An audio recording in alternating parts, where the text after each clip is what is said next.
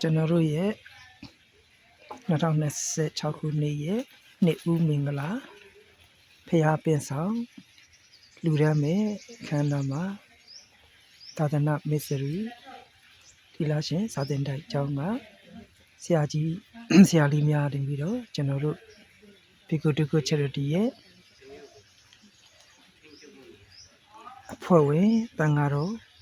အရှင်မြတ်များကိုအခုလိုမျိုးအခမ်းလူဒန်းနေတာဖြစ်ပါတယ်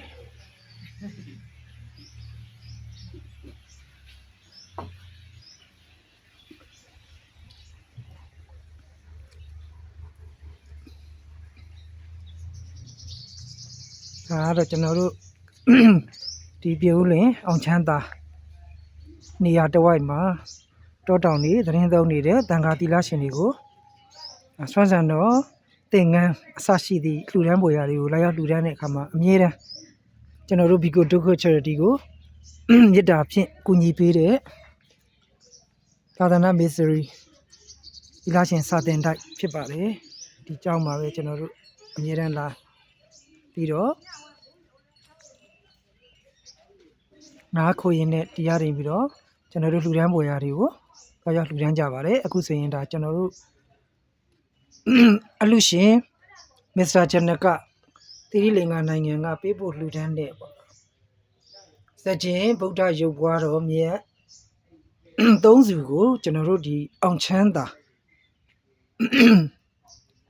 ဒီရအနီးတစ်ဝိုက်မှာရှိတဲ့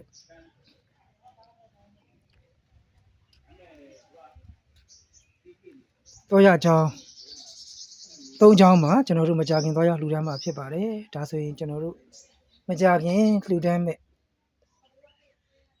ဗုဒ္ဓရုပ်ပွားတော်မြတ်ဖြစ်ပါတယ်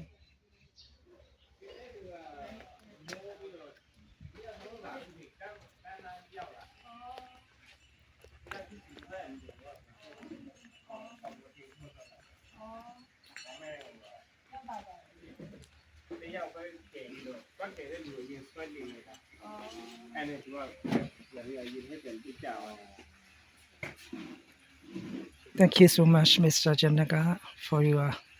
noble donation for our Buddha Sasana. Sadhu, sadhu, sadhu.